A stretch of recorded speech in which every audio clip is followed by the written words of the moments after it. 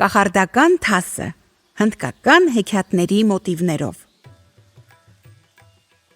Զինվոր Ռամանանդայի հեքիաթը։ Բրահմապուր քաղաքի չարասիրտ Ռաջան ուներ մի աղջիկ, անունը Լիլավաթի։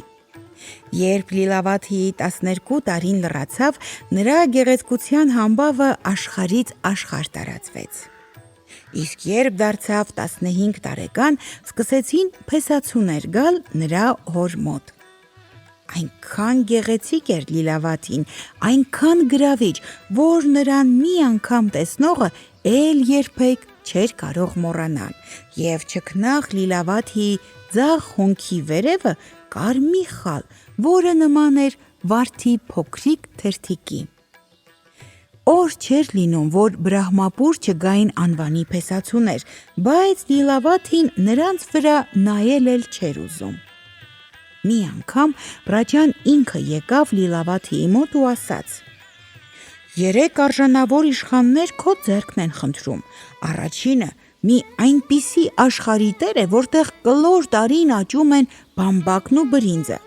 և ծառաները մշտապես ծանրաբեռնված են պտուղներով, իսկ արոտավայրերը ծածկված են մշտական կանաչով։ Երկրորդ փեսացուն մի պատերազմասեր ռաջա է, որն ավելի շատ զինվորներ ունի, քան խեցիներ կան օվկիանոսում։ Երրորդը Ցեյլոն կղզու տիրակալն է։ Երկնքում այնքան աստղ չկա, որքան մարգարիտ կա նրա նկուղներում։ Վաղ առավոտյան դու պետք է քո փեսացուներին ասես, թե նրանցից որն է լինելու քո ամուսինը»։ Եվ առավոտյան, երբ փեսացուները կանգնեցին Լիլավաթիի առաջ, նա ասաց. «Երեխա ժամանակ իմ պառավ Այան, դայակը, պատմել է ինձ մի քաղաքի մասին, որտեղ բոլոր մարդիկ երջանիկ են։ Ես կամուսնանամ միայն նրա հետ, ով եղել է երջանիկ քաղաքում և գիտե նրա ճամփան»։ Փեսացուները ծիծաղեցին.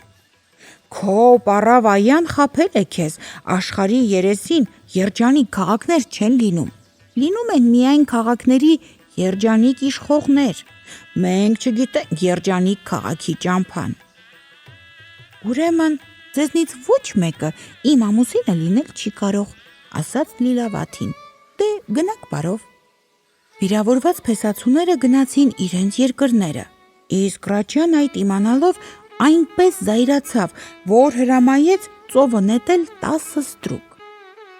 Գալով աղջկա մոտ, Ռաջան սկսեց հանդիմանել նրան. «Դու մոռացել ես, թե աստվածներն ինչ դաժանությամբ են պատժում նրան, ով չի կատարում հոր կամքը, ինչպես համարձակվեցիր մերժել արժանավոր փեսացուներին»։ «Տեր իմ», ասաց Լիլավաթին, «ես կամուսնանամ միայն նրա հետ, ով տեսել է երջանիկ քաղաքը և գիտե նրա ճամփան»։ Այն ժամանակ Ռաջան մունետիկներին հրամայեց շրջել ամբողջ երկրում և իմանալ, թե իր հպատակներից ով է տեսել երջանիկ քաղաքը։ Մունետիկները տերության բոլոր քաղաքներում ու գյուղերում զարկում էին թմբուկներն ու կանչում։ Բրահմապուրի մեծ ու անհաղթ տիրակալը հայտարարում է. «Ով տեսել է երջանիկ քաղաքը, նա կարող է գալ ուզելու իր աղջկան, աստվածային Լիլավաթիին»։ 3 օր հետո Ռաջայի պալատին մոտեցան 3 ձիավոր, 3 փեսացու։ Մոտենալով նրանց, Լիլավաթին ասաց. «Ձեզնից ով ավելի մոտիկ է կանգնած ինձ, թող ասի, ինչու է այդ քաղաքը կոչվում երջանիկ»։ Նա, որին Լիլավաթին հրամայեց խոսել, մի քիչ մտածեց ու պատասխանեց. «Երջանիկ է կոչվում, որովհետև այնտեղ ոչ ոք չի աշխատում»։ «Դու չես եղել այդ քաղաքում և ուզում ես խաբել ինձ, ստոր», ասաց Լիլավաթին, «դուրս այստեղից»։ Երբ ամոթից կարմրած փեսացուն հեռացավ պալատից, Լիլավաթին նորից ասաց. «Նա, ով ինձ մոտիկ է կանգնած, թող ասի, ինչու է այդ քաղաքը կոչվում երջանիկ»։ «Այդ քաղաքը երջանիկ է կոչվում, ասաց երկրորդ փեսացուն, որովհետև նրա բոլոր տները ոսկուց են, իսկ փողոցներում թափված են գետնանուշի չափ Մարգարիտներ։ Դու նույնպես չես եղել այդ քաղաքում, եւ ես չեմ ուզում կին դառնալ քեզպես ստախոսին։ Հեռացիր այստեղից։ Ու երկրորդ փեսացուն էլ ամաչելով դուրս գնաց պալատից։ Հիմա երես առ երես մնացին Լիլավաթին ու երրորդ փեսացուն։ Դա բոլորովին անհայտ մի տղա էր։ Ո՞վ ես դու, դարձավ նրան Լիլավաթին, ես ոչինչ չեմ լսել քո մասին։ Ես մի զինվոր եմ, անունս Ռամանանդա։ Մի տարի առաջ տեսա քեզ այս պատշգամբում, ով Լիլավաթի, եւ այդ օրվանից չեմ կարողանում մոռանալ քո դեմքը։ Ասա ինձ, ազնիվ զինվոր, ինչու է այդ քաղաքը կոչվում Երջանիկ։ Ռամանանդան նայեց աղջկա աչքերի մեջ ու պատասխանեց. Մի բարկացիր ինձ վրա, քանի որ ես սիրում եմ քեզ։ Ես չեմ կարող սուտ խոսել։ Երջանիկ քաղաքում երբեք չեմ եղել եւ չգիտեմ ինչու է այդպես կոչվում։ Վաղը լուսաբացին ես կհեռանամ Բրահմապուրից, որպեսզի գտնեմ Երջանիկ քաղաքը։ Եթե գտա, կվերադառնամ, ու դու իմը կլինես։ Իսկ եթե չգտա, էլ դու իմ երեսը չես տեսնի։ Այս ասելով զինվորը խոնարհ գլուխ տվեց եւ առանց ետ նայելու դուրս գնաց պալատից։ Լուսադեմին Ռամանանդան հեռացավ իր հայրենի տնից։ Նա անցնում էր Բրահմապուրի փողոցներով եւ տեսնում փոսերի մեջ քնած անտուն անտեր մուրացկաններին։ Նա գնում էր դաշտերի մոտով եւ տեսնում, թե ինչպես ստրուկները բեզարած թափվել են գետնին եւ ինչպես վերակացուները ճիպոտների հարվածներով նրանց ոտքի են կանգնեցնում։ Ճանապարհին նա հանդիպում էր ծերունիների, որ սովից մեռնում էին։ Շատ գնաց թե քիչ, իրիկնապահին ճամփի ոլորանում Ռամանանդան հանդիպեց մի թափառաշրջիկ բրահմանի։ Բարի հայրիկ, չգիտես ինչպես կարելի է գնալ Երջանիկ քաղաքը, հարցրեց Ռամանանդան։ Չգիտեմ, պատասխանեց բրահմանը, բայց Շիրվանդիի սարերում մի ճգնավոր է ապրում, նա 500 տարի ապրել է աշխարհում, գուցե քո հարցին այդ ճգնավորը պատասխանի։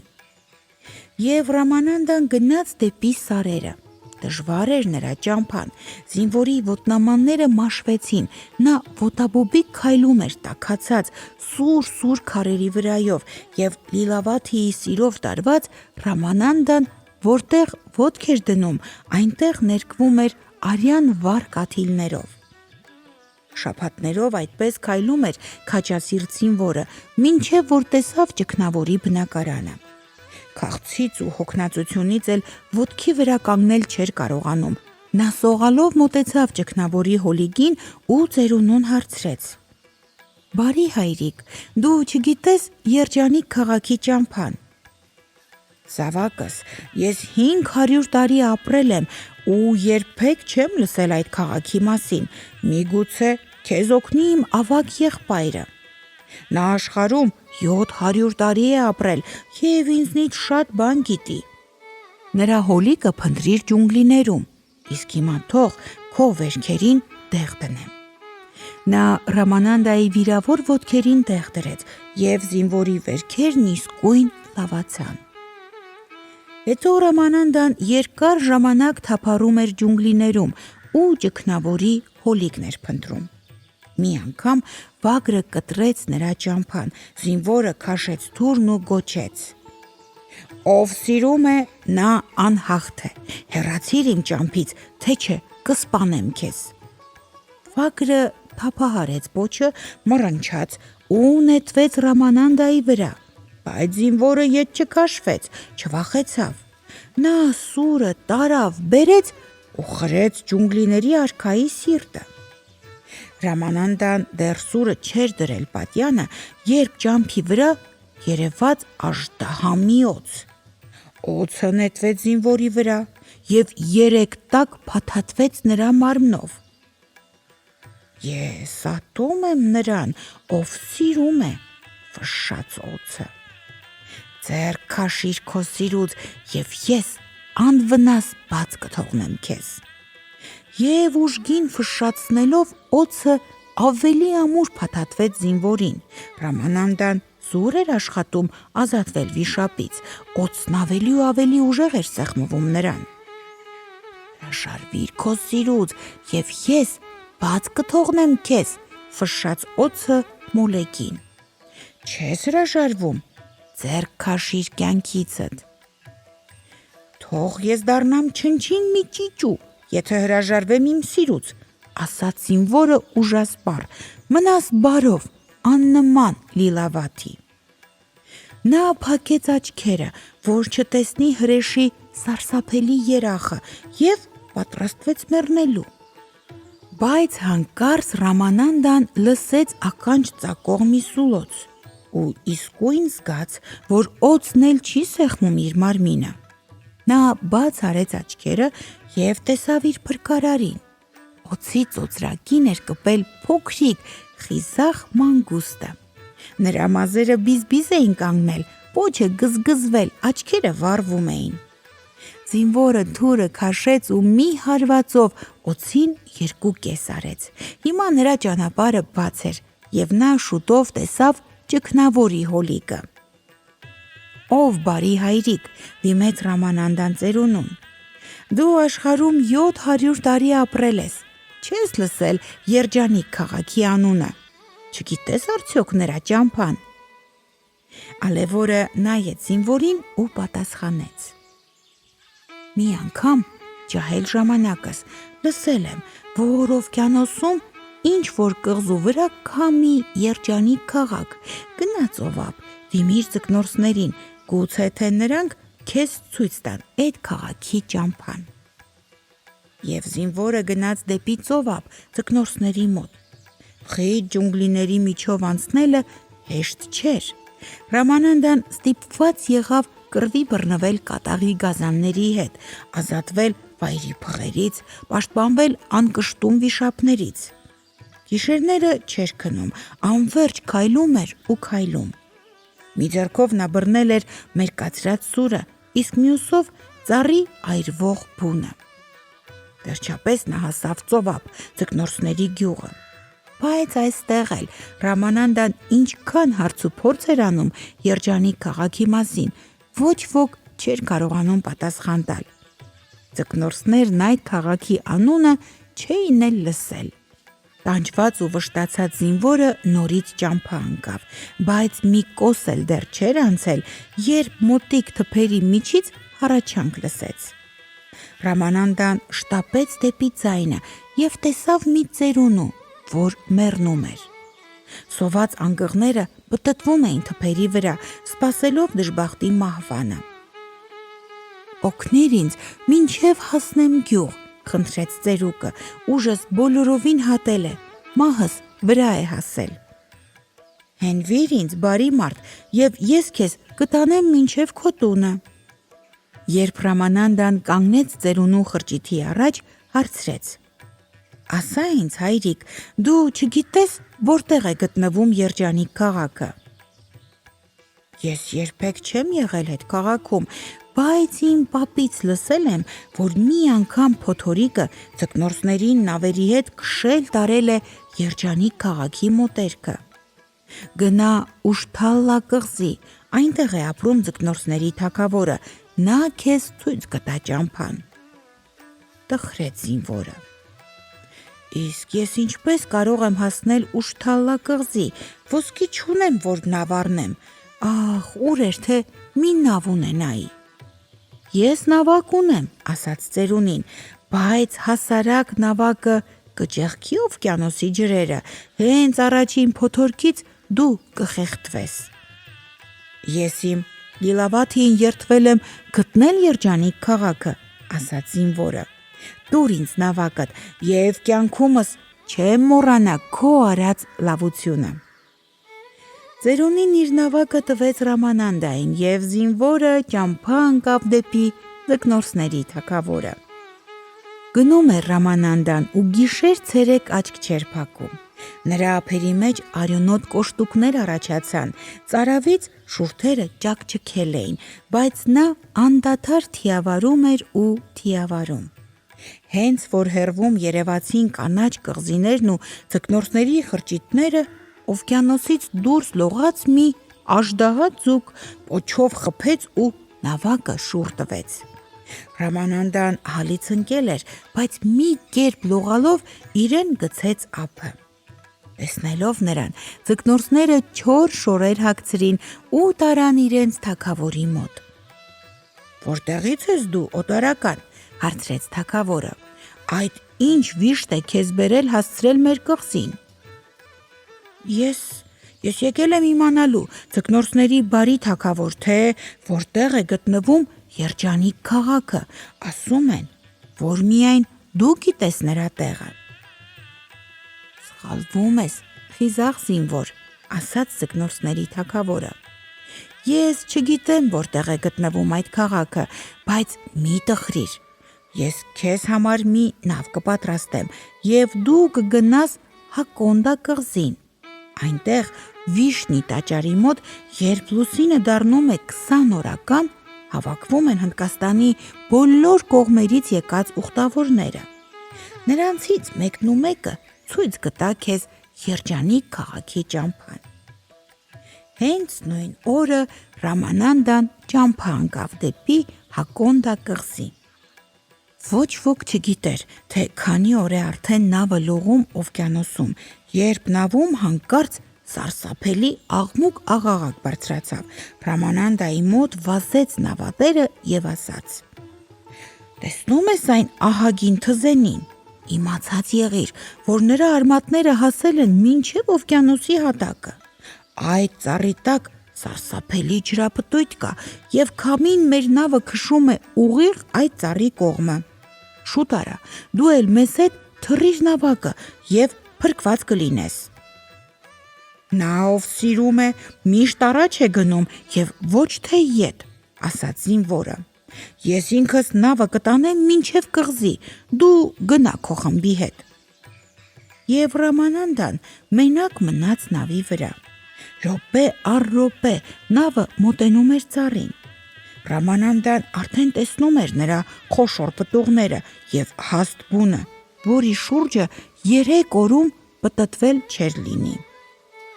Երբ ահռելի ալիքը նավը շպրտեց ջրապտույտի մեջ, Ռամանանդան թռավ ու կախվեց ծառի հաստ ճյուղերից, և հենց այդ վայրկյանին նավը սուզվեց հորձանուտը։ Խիզախ զինվորը բարձրացավ ծառի կատարը, որ կողմն էլ նայում էր, փոթորկոտ օվկիանոսներ երևում միայն։ Իրիկնադեմին արծիվները սկսեցին պտտվել ծառի մոտերքում։ Ռամանանդան թաքնվեց խիտ թփերի մեջ ու սպասեց, թե ինչ է լինելու։ Հանկարծ նա լսեց, որ արծիվները խոսում են մարդկային լեզվով։ «Որտեղ է մեր թագավորը», հարցնում էին նրանք միմյանց, «ինչու մինչև հիմա չկա»։ Մեկ էլ խլացուցիչ մի աղմուկ լսվեց, թռչունների արքան էր ցած իջնում։ Նրան տեսնելով, արծիվները սկսեցին հարցուփորձ անել, թե ուր էր նա և ինչու այդքան ուշացավ։ «Ես այսօր թռա Երջանիկ քաղաքը», պատասխանեց արծիվ հսկան։ «Վաղը լուսաբացին կրկին թռնելու եմ այնտեղ»։ Երբ արծիվների արքան քնեց, Ռամանանդան գոտիով իրեն կապեց նրա մեջքին ու սպասեց լուսաբացին։ Հենց որ արևը դուրս եկավ, արծիվը թափահարեց թևերը և սլացավ օվկիանոսի վրայով։ Արծիվն այնքան մեծ էր, որ չէր էլ զգում, թե իր մեջքին մարդ կա։ Շուտով հեռվում Ռամանանդան տեսավ կանաչ կղզին և նրա վրա քաղաքը։ Արծիվը դանդաղ ցած էր իջնում և վերջապես իջավ կանաչ մարգագետնում։ Զինվորը զգույշ թռավ բարձր խոտերի մեջ ու շտապեց հասնել քաղաք։ Երջանիկ քաղաքում օդը լցված էր հրաշալի ծաղիկների բուրմունքով, և Ռամանանդան լսում էր անհոգ բնակիչների զվարթ երգն ու ծիծաղը։ Ոչ ոսկե տներ կային այնտեղ, ոչ էլ փողոցներում մարգարիտներ։ Բոլոր մարդիկ աշխատում էին, ամեն մեկը զբաղված էր իր գործով։ Տեսնելով մի քաղաքացու, Ռամանանդան մոտեցավ նրան, խոնարհ գլուխ տվեց ու հարցրեց. «Ինչպես կարող եմ գնալ այս քաղաքի թագավորի մոտ»։ «Եկ իմ հետևից օտարական, ես քեզ կտանեմ մինչև մեր տիրուհու բնակարանը»։ Եվ նա տարավ Ռամանանդային երջանիկ քաղաքի փողոցներով։ Քայլում էին նրանք, ու րոպե առ րոպե մեծանում էր Ռամանանդայի զարմանքը։ Ավելին, նա ոչ մի տեղ չէր տեսնում մուրացկաններ, չէր լսում մտրակվող ստրուկների աղաղակը, փողոցներում չէին մեռնում սովյալներ և հիվանդները չէին տնքում։ «Ինչու ես ձեր քաղաքում ստրուկներ չեմ տեսնում», վերջապես հարցրեց նա։ «Հարուստների դաշտերն ով է մշակում, նրանց անասուններն ով է պահում»։ «Մեզ մոտ ստրուկներ չկան», պատասխանեց քաղաքացին զարմանքով։ «Բոլոր մարդիկ երջանիկ քաղաքում ազատ են ու հավասար, և ամեն մեկն ունի այնքան հող, որքան որ ինքը կարող է մշակել»։ «Թույլ տուր մի հարց էլ տալ, ինչու մինչև հիմա մեզ չհանդիպեցին մուրացկաններ ու սովյալներ, միթե դուք թույլ չեք տալիս նրանց շրջել փողոցներում»։ «Ինչ մուրացկանների ու սովյալների մասին ես խոսում, օտարական, մեր հողը այնքան բրինձ ու ցորեն է տալիս, մեր արոտավայրերում այնքան անասուններ են արածում, որ երջանիկ քաղաքի բնակիչները չգիտեն էլ, թե ինչ բան է քաղցը»։ Նորից զարմանքը պատեց Ռամանանդային։ «Բայց մի՞թե այդ ամբողջ հողն ու անասունները հարուստներին չեն պատկանում»։ Քաղաքացին պատասխանեց. «Անհասկանալի հարցեր ես տալիս դու ինձ, օտարական,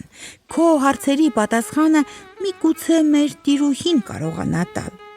Նա ապրում է այս խրճիթում, չզարմանաս, որ մեր տիրուհին տխուր է։ Սրանից 15 տարի առաջ չար ոգին փախցրեց տարավ նրա նորածին աղջկան, այդ օրվանից մենք նրա երեսին ծիծաղ չենք տեսել»։ Մտնելով խրճիթ, Ռամանանդան տեսավ տիրուհուն, նրա ճակատը մինչև աչքերը ծածկված էր շղարշով։ «Ինչ նպատակով ես եկել մեզ մոտ, օտարական», հարցրեց տիրուհին։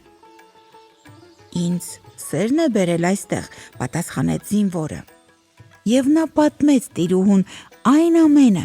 ինչ անցել էր իր գլխով։ Իսկապես այդքան լավն է Ռաջայի աղջիկը, ինչպես դու պատմում ես, հարցրեց տիրուհին կասկածանքով։ Իմ տիրուհի,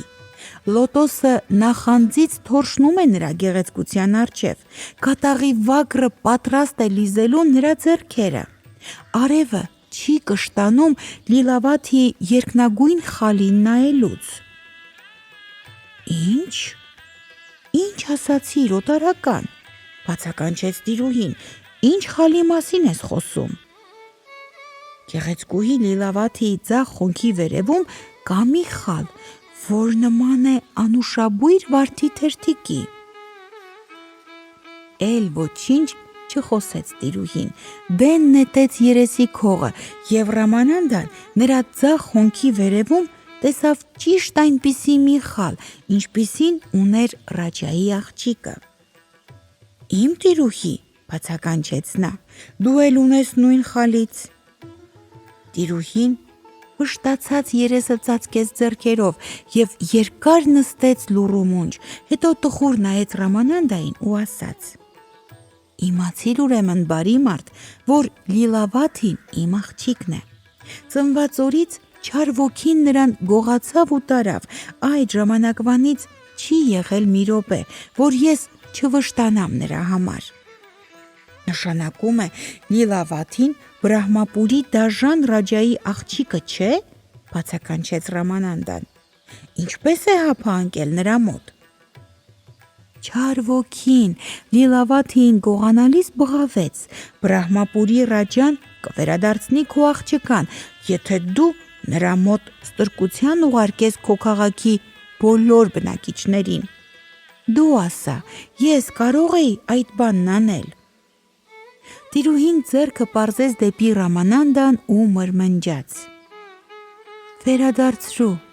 Վերադարձրու ինձ իմ Լիլավաթին, և ես կլինեմ քո ստրկուհին մինչև իմ կյանքի վերջը։